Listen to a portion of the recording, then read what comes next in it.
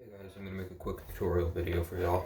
I'm just going to cover briefly how to use semitones and inverse semitones when you're soloing to add more color to your solo. So in a normal scale, you have a semitone leading up to your octave. If you invert it, it makes it a little bit dissonant, to find a good word for it. So when you're soloing,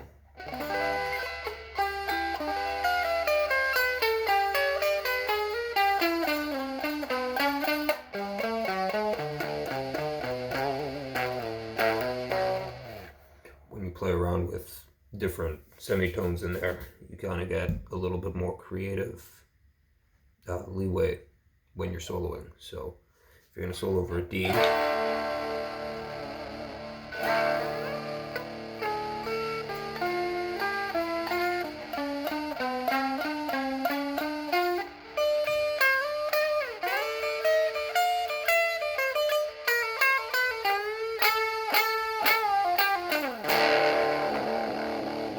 you can kind of play around on 4 or 5 notes there.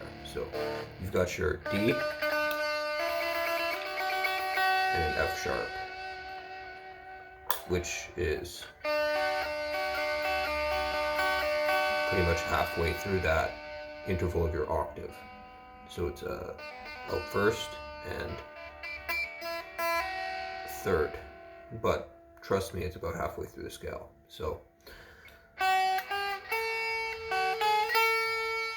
is the semitone balance that you can kind of play around with, and you can weigh it one way or the other.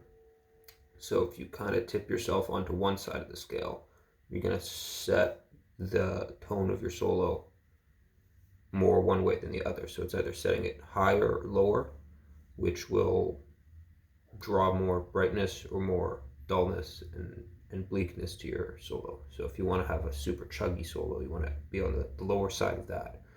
So would be on the higher side of that. So that'll bring more brightness and more punch to your solo. And if you're going to pull on more of the lower side of that, you're going to get more bleakness and it's going to sound really dark. So play around with that while you're soloing. This is just a little tip. So fuck you. Have a nice day.